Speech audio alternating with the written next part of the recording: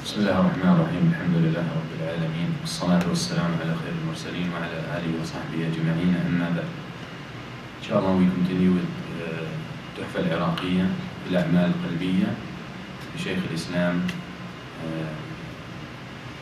ابن تيمية رحمه الله عز وجل. قال: والرضا وإن كان من أعمال القلوب فكماله هو الحمد حتى إن بعضهم فسر الحمد بالرضا. We talked about al-rida and that feeling of satisfaction in the heart for what happens to the person, for the orders of Allah Azza wa Jal and His commands. We said sabr is obligatory when something happens, whether it's an order from Allah Azza wa Jal to obey, whether it's an order from Allah Azza wa Jal to stay away from a disobedience, whether it's the qadr of Allah Azza wa Jal. We said the sabr, to be patient, is an obligation. Then we talked about a higher level than a sabr. That was a rida. And we spoke about a rida, whether it's obligatory or mustahab. We talked about some of the aspects of a rida, and that is to have some sort of feeling in your heart of satisfaction with the order of Allah. يعني, even though you might hate some things that Allah commands us to do, but that hate should be natural hate. Not the hate, the optional hate that comes in comparison with the rida. Allah Azza wa Jal مثلا says: كتب عليكم القتال وهو كره لكم. قتال and jihad and fighting the kuffar prescribed upon you, and you might hate it. Now this hate is natural hate. Everyone hates to be killed, everyone hates to leave his family, everyone hates to lose his wealth, everyone hates to leave the dunya, leaves his kids. However, there is the other side, which is a rida. I am satisfied with it in my heart, with this order, because it's from Allah Azza wa Jal. Even it might go against my own desires. My desire says to live. My desire says to hang out with my children. My desire says to enjoy my life, my wealth that I've been collecting. But because Allah Azza wa Jal is more beloved to you, then you will be satisfied with what He wants rather than what you like. هذا الرضا. So when the calamity hits, when you lose your child, when you go bankrupt, when you lose and you get sick, you hate getting sick. But you have to deal with it. Patience, that's where patience is an obligatory. However, there are some people take it to the next level, and that is a rida. To be satisfied in their heart with the qadr of Allah, even if it's against their desires. Then, and we spoke about that, then comes after that a higher state. Not only to be patient, because very much you got no choice with that.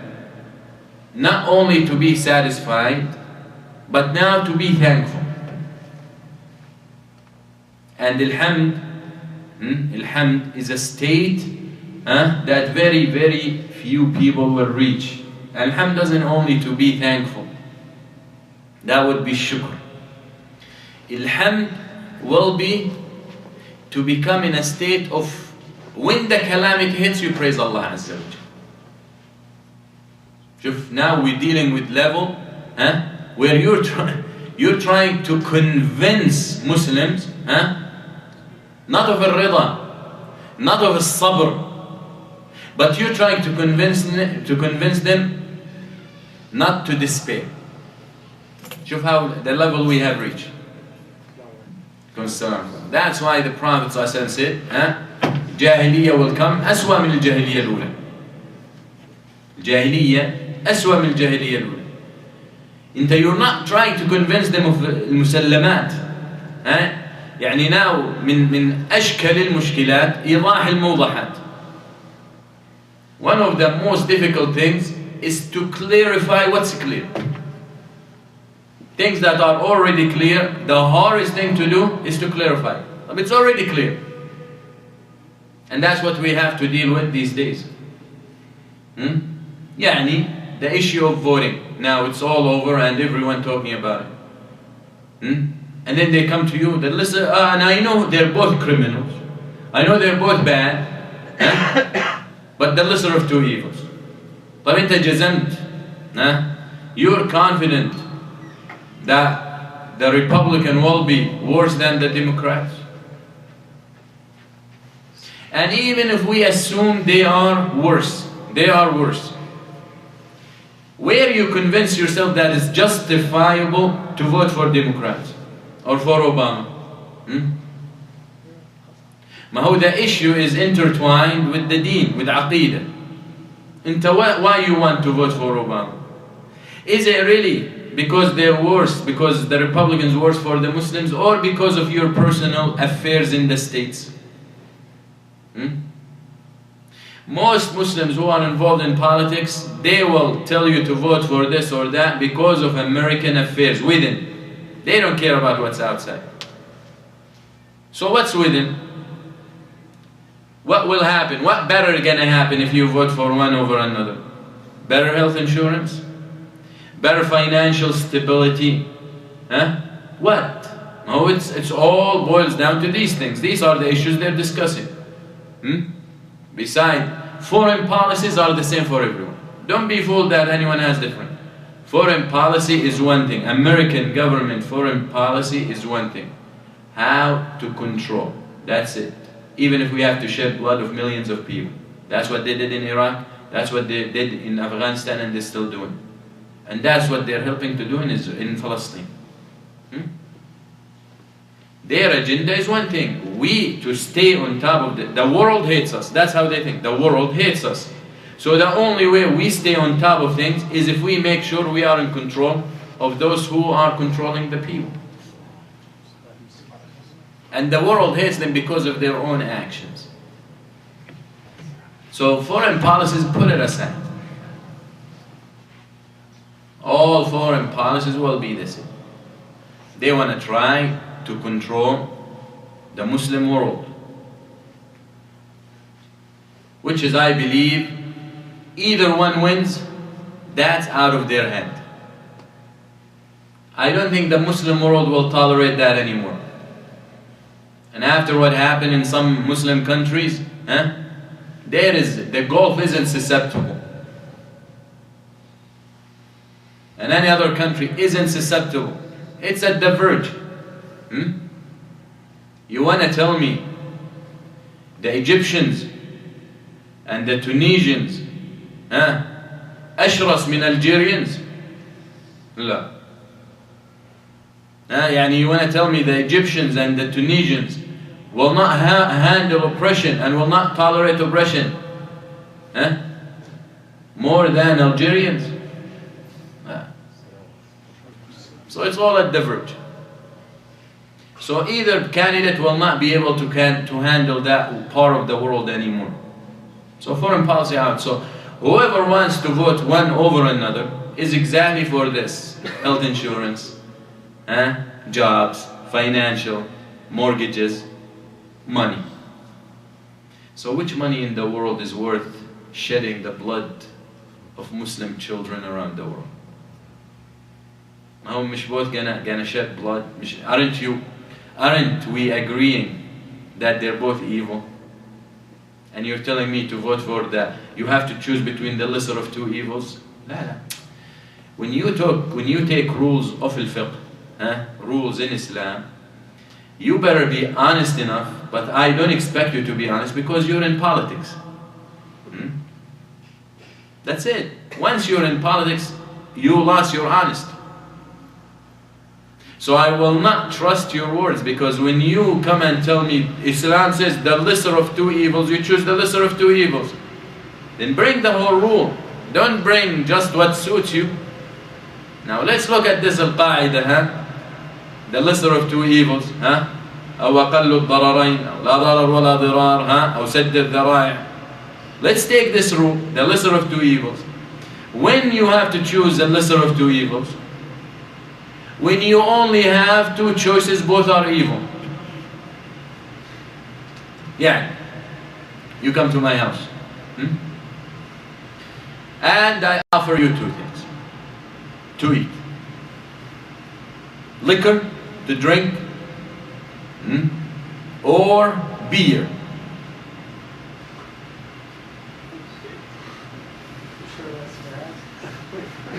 Most probably you won't find that in my house. But let's just see.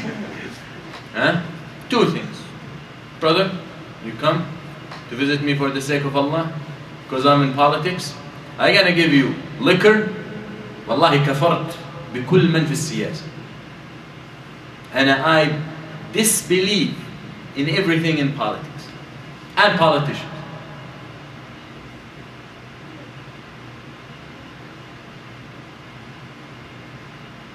I offer you liquor, vodka or whatever, what's something major in liquor, خمرة شو هو لا مش واين مسكين انت whiskey whiskey and beer شو ذا حكي؟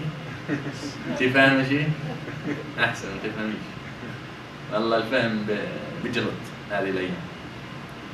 Liquor and beer, and you're gonna sit there. The lesser of two evils. I'll drink the beer. ما ينفع. ما ينفع. This doesn't work that way. Because you got a third option, and that is to get up and leave.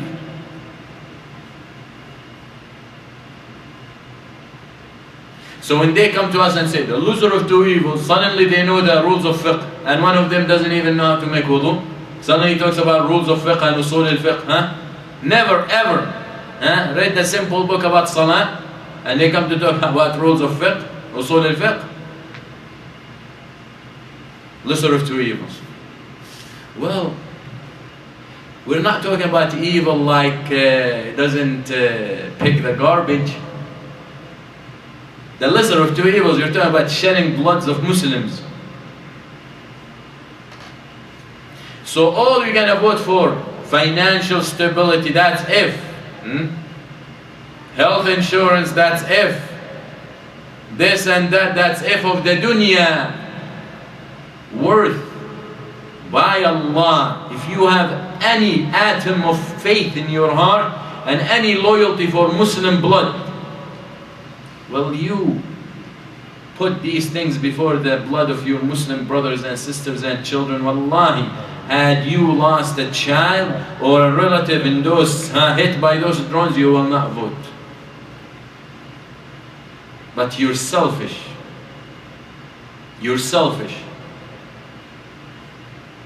And then they come to talk about democracy and freedom of choice. Don't shove it down my throat. I don't want to vote. When you say you don't want to vote, they start attacking you. They start attacking you. They come to talk to you about Israel and about Obama, and he's better leveled, more leveled than Republicans with it. Really? No American president gave funding to Israel more than Obama. Which American president came blatantly to declare it that Jerusalem is the capital of Israel, other than Obama? But we're being so stupid, naive. They think we're naive to convince us Obama is a better. Obama killed, Obama funded, Obama supported everything against Islam. But regardless, it's not about Obama or the person of Obama, and some say Obama has a heart, the Republicans got stones. Obama got a heart. You open his chest and you saw he got a heart. But we're going to assume he has a heart. What's the point if he doesn't control it? He doesn't have control over his heart. We know who controls him. So the Muslims need to be more clear. And I believe those who say we have to vote to become better, they're committing shirk with Allah Azza wa Jal. Because you don't vote for Satan to come closer to Allah. Doesn't work. Oh, but they have some good stuff. Well, Satan got good stuff. Satan whispers to you until he makes you say قُلْ أَعُوذُ بِرَبِّ الْفَلَقِ, makes you read Qur'an. Got something good. The problem is not with voting. The problem is with aqeedah. The problem with fundamentals, foundation, where my loyalty should be. That's what these people lack.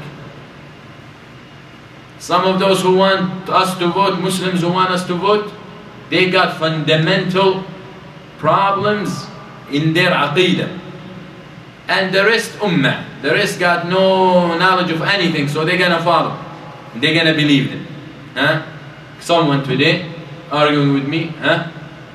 He said, we have to get involved in politics to reach just exactly what the Zionists reached and how they control the government today. So we have, really? You really believe that they will allow Muslims to reach the power that Zionists reach in America? Really? Ajib. You really believe that? But how did Zionists reach the power they have today in America? Isn't it through kufr? Isn't it through disbelief? Isn't it through shirk? Isn't it through immorality? Didn't they control the hearts of nations by spreading immorality and liquor and women and sex and jinns and prostitution in their lands? How could Muslims do that? They know well that that's the only way we can control Muslim world. They know they cannot fight Muslims. Huh? Look what happened to them in Somalia. Look what happened to them in Iraq. Look what happened to them in Afghanistan. The Muslim man cannot be found and defeated with a weapon. You can't. They're gonna leave Afghanistan and whatever they call Taliban, that is terrorist group. Taliban today is stronger than Taliban when the US bombed Afghanistan the first day. Actually, Taliban soldiers were making fun of American government that they're leaving with victory. So they said, where are you leaving with victory? So what are you talking about? So they understood that very well. We lived in Sham. I come from Jordan and Egypt. I know the same story with Egypt and other Muslims, Syria and Lebanon. Usually, and you're talking about a long time ago, before we even knew internet. The one will be lucky if he got TV in his house. Or he's like the elite if he got VCR. Usually 1 o'clock at night, 2 o'clock at night, on national TV, regular TV with silk card, with antenna. Antenna. You will get Israeli channels showing pornography, porn. In Egypt, in Syria, and Jordan, the young people will grow on this, will wait until their parents are asleep, and that's what Israel will air. In Israel you have to pay for it, and I'm sure the Palestinians too know that very well. In Palestine, that's how they control the youth. But no more. They can't do that anymore. Because Muslims are more aware today. Because Muslims is returning to their deen. But when you find those people who are fighting and want us to vote and they're representing Muslims, how you allow yourself to say vote for this guy? And this guy just 2 days ago sent orders to bomb some villages in Pakistan and kill innocent children. How? Where is your loyalty for Allah and the believers? Well, I know one thing that I don't think anyone can argue with me. On the day of judgment, Allah Azza wa Jal will not throw me in hellfire because I did not vote. But I know every child who's killed by the order of someone I voted, I will be asked about. وَلَا تَرْكَنُوا إِلَى الَّذِينَ ظَلَمُوا فَتَمَسَّكُمُ النَّارِ وَلَا تَرْكَنُوا إِلَى الَّذِينَ ظَلَمُوا فَتَمَسَّكُمُ النَّارِ. So my message to every Muslim, man and woman, who hears me, if you really believe that voting will improve our conditions, then you're committing shirk.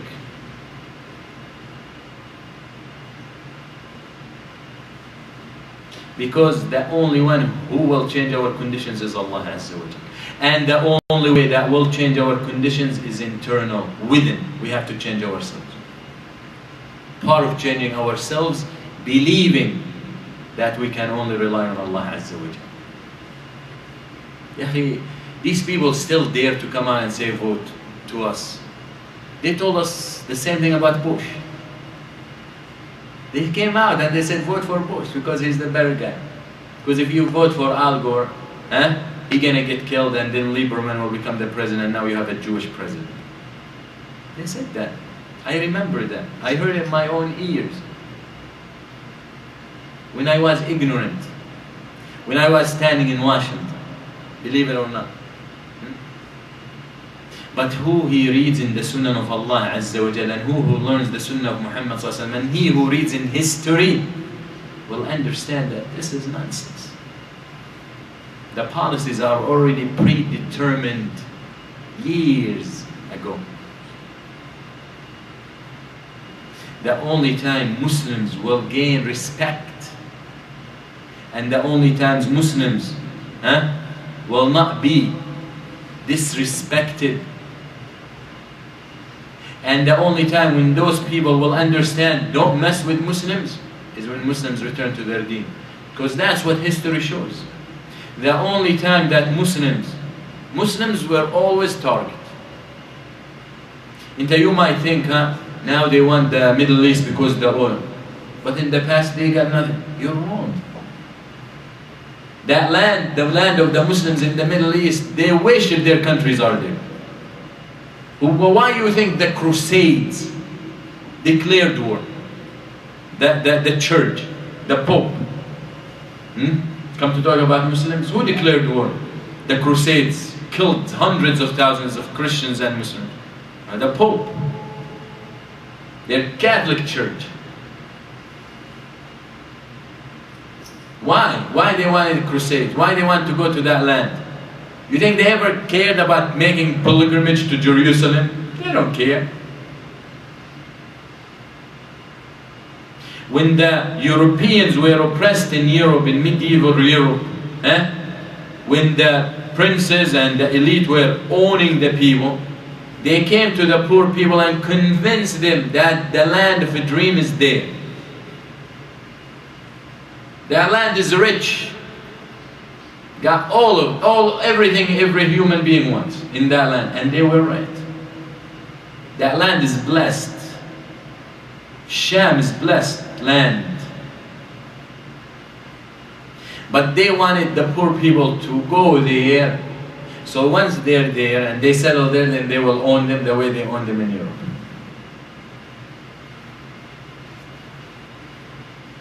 That's why the Crusades, كانوا متناحرين بينهم. The Crusades were savage amongst each other. Because of what? Because of who gonna own what. And of course, add to that the Islamic, using the Islam or Islam as the enemy. They convinced more people. But people really, the poor people who agreed to go along the Crusades armies, really left because they wanted to leave oppression and injustice. They were oppressed in Europe by their own people. So really they thought there will be an outlet there for them. Better life for their children. They'll go 80 and 90 and 100,000 people, farmers, and they'll all get killed on the way. Because they weren't fighters, they weren't soldiers, and they took them and they dragged them to fight other people. We must look into the history, and we must learn the Sunnah and the laws of Allah. Don't change. Allah has laws, don't change. It doesn't matter 20th century, 21st century, 30th century, 1st century. The laws are the laws because Allah is Allah. If you take this path, this is what you find. If you take this path, this is what you want, what you will find. And that's what happens. And history had shown, when you rely on other than Allah, you will be always humiliated.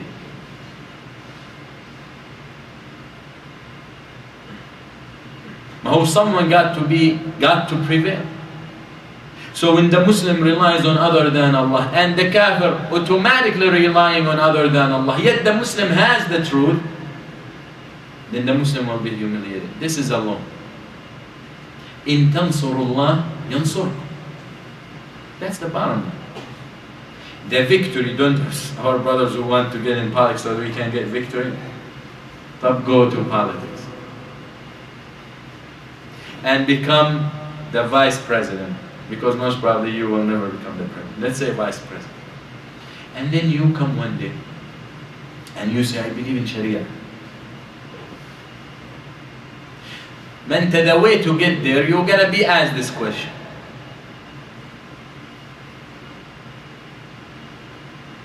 طيب انت you're going up to get there, so you're gonna stop. At one point you're Senate, you're congressman, whatever you are, you are nonsense, you're a loser, whatever you are. They're gonna stop you and ask you the fun questions. What do you think about gays' rights? GLBT. It's not gays anymore. It's gays, lesbians, bisexual, transsexual, anything and everything. Well, what do you think? La عليك. If you say I'm against gay, will you ever win again? Just coming here, I came across a clip by someone they bugged us with. Oh, he is refused but to swear on the Qur'an when he became a saint. Who's that? Keith Allison. And he is for Muslims and he's against Islamophobia and he's against. Okay. So the clip, he's talking about GLBT. Muslim. You expect Islamic perspective or review or view.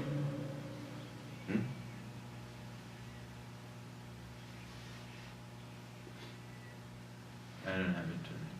I would make you hear it. What's the code? 454 581. Stand. You go. 954 954 581 6295.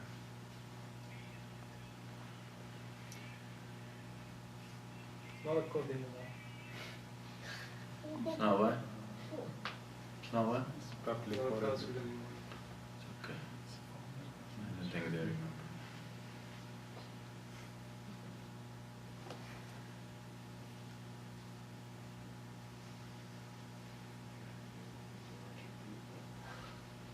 If the person who, you happen to love and want to be with happens to be the same sex and gender as you, then I say God bless you and try to be happy as you can in this very difficult world. Jesus didn't tell you to oppress and misuse and mistreat gay people. He told you to love you one another. So why are you oppressing gay people in the name of Christianity? Well, you're doing it because you fear people who are different from you. You're a dualistic thinker. And what do I mean by that? You think that there's good guys who are all good and bad guys who are all bad. And you think that and you have a whole worldview that's just sort of very concrete and black and white. And so that's why you make your religion reflect your authoritarian, top-down worldview. People who really know the scriptures, God willing, they'll pull up those scriptures that highlight connectivity, highlight tolerance, highlight how we're all in this thing together. Hopefully those people who really know scriptures will go to those scriptures that people use to oppress gays, like Leviticus and others, and show how they're being misapplied in this situation. Now, how does it square with what I've ever been up with Islam? Again, it depends on whose understanding of Islam you want to apply. Sure. Do you want to apply Osama bin Laden's understanding? Well, he would completely and emphatically reject it, right? Do you want to apply Rumi's? Well, Rumi's been dead a long time, and I can't speak for him, but I think that he would say, I'm so concerned with that issue. Where's your spirit? Where do you love other people? Are you trying to help make this world a better place for others? Are you trying to have a spiritual connection? Are you dissolving your ego such that you feel that, that it's not your place to judge and condemn others? From a faith standpoint, I believe that freedom is essential and core to my understanding of myself as a Muslim. if you look at the mission of Muhammad, to me, the core kernel of it Doesn't is even freedom. bother to say Muslims so. are no better or no worse than any other group of people. We got narrow-thinking people. We got open-minded people. Like and you. That's the way that it is. I mean, I've had people who are Muslims say, Brother Keith, we're very concerned that you believe in civil rights for gays. And I'm like, well, you know, how can I oppose civil rights for gays but stand for civil rights for you? I can't do it. It's inconsistent. It doesn't make no sense. I told them, you know, when I talk about Islamophobia to members of Congress, and I talk to Barney Frank and Terry Baldwin, openly gay members of Congress, and say, look, this Islamophobia is bad. Can you guys stand with me? They say, where do I sign? So what do I say when they come to me and say, you know, this homophobia is killing us, literally. Can we do something about it? Will you stand with us? And I said, well, I can only stand with you. I have no other choice if I'm going to be approaching consistent. It is, in this world, about love and connection. And how in the world should the government ever take a stand against that? So I'll say that let's fight for equality. Let's fight for people being treated the same by their government, which proclaims itself to be of, by, and for the people. Let's say that in America, no matter what happens in any other nation in this world, that we're all equal before the law. And I think that's a wonderful thing to fight for. And I'm honored to be on the... That's what politics will do to any Muslims. Because you can hear, yeah, this is Muslim. Now we're not saying he's kafir, he's Muslim. He's saying he's Muslim. How could a Muslim think that? Obviously, the only reason he will vote, he will talk like that, is because he told you. I got no other option. If they signed for me to support my Islamophobia against Islamophobia, I have no option but to sign for them. In other words, the only way I will keep my position is if I go with what they want, even if it's against Allah and His messengers. That's what politics does to your faith. When politics is divorced from anything godly. When Allah is not the legislator, that's what happened. That's what they will drag the Muslims into. Like one of their big names, called Zaid Shakir. Zaid Shakir came out today or yesterday, said, voting is an obligation. When you say something an obligation, you better have the need from Qur'an or Sunnah that Allah said. Allah is the legislator, not you, or your Zaytuna or your Hamza Yusuf. Hamza Yusuf, his boss who said, it's going to take a long time before Muslims accept homosexuality. When you tell me something an obligation, in other words, it translates that if I don't do it, I'm at sin. I'm sinning. Right? That's a definition عند الأصوليين, definition of al-wajib. Whoever doesn't do it will be punished, will be sinful. So what sin is it? Am I committing sin now if I don't vote? Tell me. And what is my punishment? Because I want to know if I can handle it or not. And is it a minor sin or a major sin? Can he answer any of those questions? He can't. You know why? Because he has no basis to say it's an obligation. But it is an obligation for who? For sellouts. It's an obligation on those who believe voting is what's going to change their conditions. You know why? Voting is easy. What does it take? 10 minutes to register and go vote?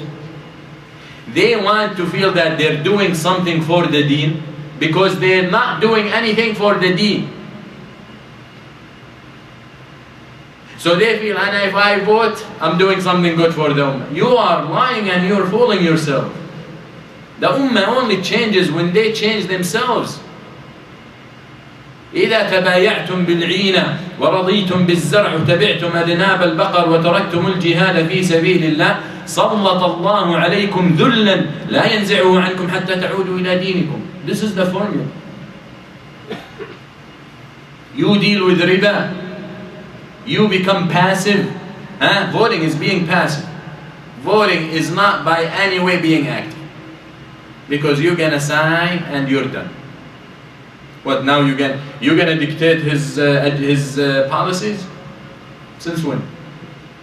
Once you choose someone, you're gonna dictate his policy. That's it. You give him the power to decide on your behalf. وَتَبِعْتُمْ أَذْنَابَ الْبَقَرِ, and you follow every caller. And as our brother wants to follow the Zionist example. Is there a bigger baqar than Zionist? They worship baqar. وَتَرَكْتُمُ الْجِهَادَ فِي سَبِيلِ اللَّهِ, and you abandon jihad fi sabilillah. And jihad is not only limited to speaking the truth and writing. Jihad in all its forms. And one of it is jihad and fighting against the oppressors. You know, people question my Americanism. Or they say, why you live here if you don't like it? I'm more American than you. Because I want an America that is just. I came to an America that is fair. This is my country. I live here for 17 years. I want my country to be the best country in the world with justice. You love America unconditionally, that's your problem. You put me and you gave me the citizenship. Well, that's what I believe. I believe the country I live in to be the most just country. That's all I want.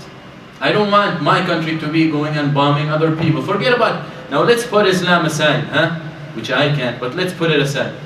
If I'm an American, now do you think the views I'm expressing here, only a Muslim fanatic will express? Come on, most Americans, not most, but a lot of Americans have this view. A lot of Americans don't want their country to go bomb people. That's all I'm asking for. A lot of Americans don't want their country to go and get involved in other people's governments and business. That's what I want.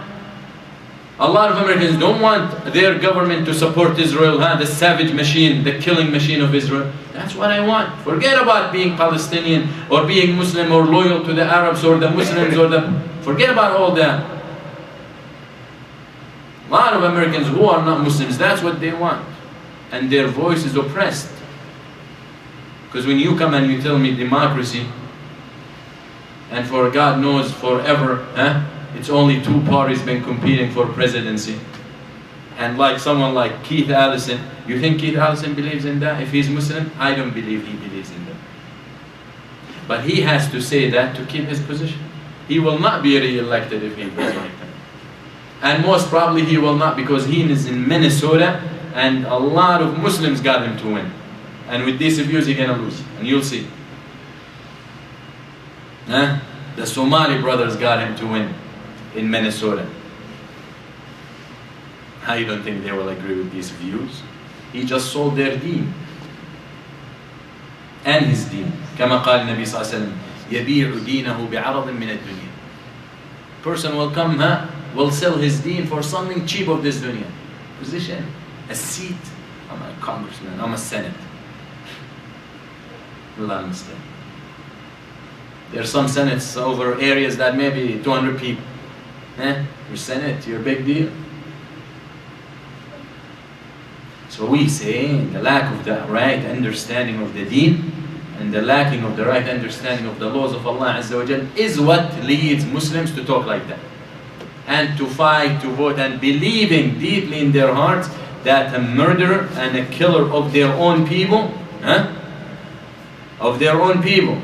is the one who's going to get them out of trouble. Why? Because they don't want to take responsibility. And then they come at you and they tell you, you're the one who doesn't want to take responsibility because you're not going to vote. If you really think you're fulfilling your responsibilities by just voting, then I say, Inna lillahi wa inna ilayhi raji'un. Muslim responsibility is way bigger than that. Now here again I want to indicate the point. We're not talking about fiqh perspective. It's even permissible to vote, period. If it's Islamic to vote. If voting for a non-Muslim ruling, even if the Sharia, some people say, wait, it's not the Sharia, but even if it's the Sharia. Actually, if the Sharia is implemented, there will be no voting.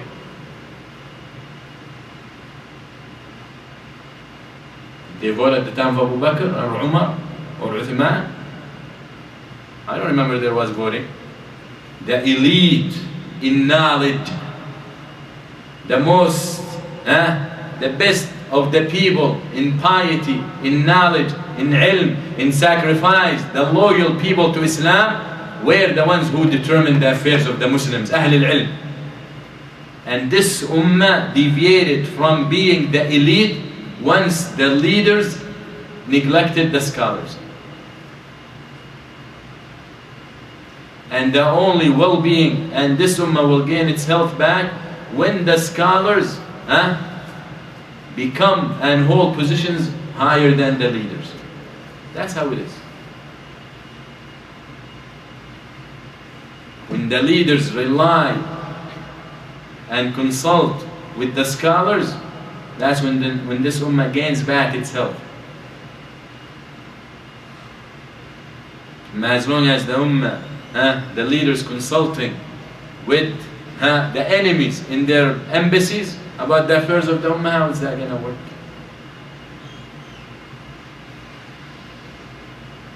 So Muslims are naive. Most Muslims are naive today, and they have no touch of reality. They are illusional. Illusional.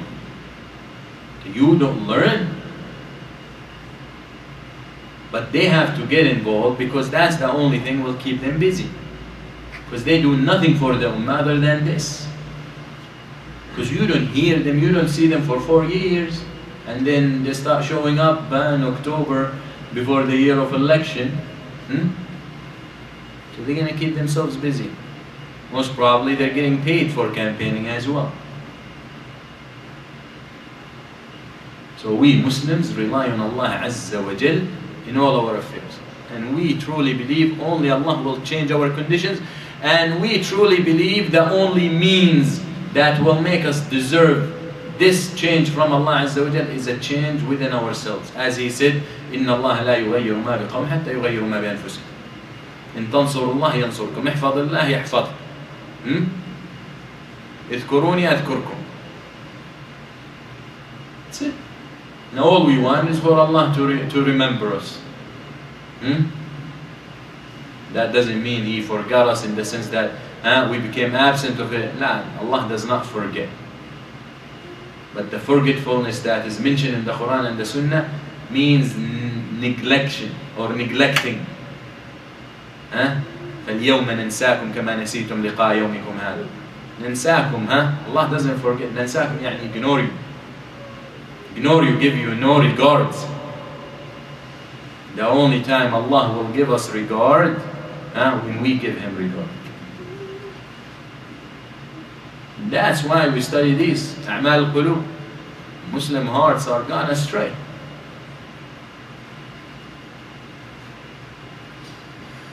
Well, I wasn't planning to talk about this, but فيقول والرضا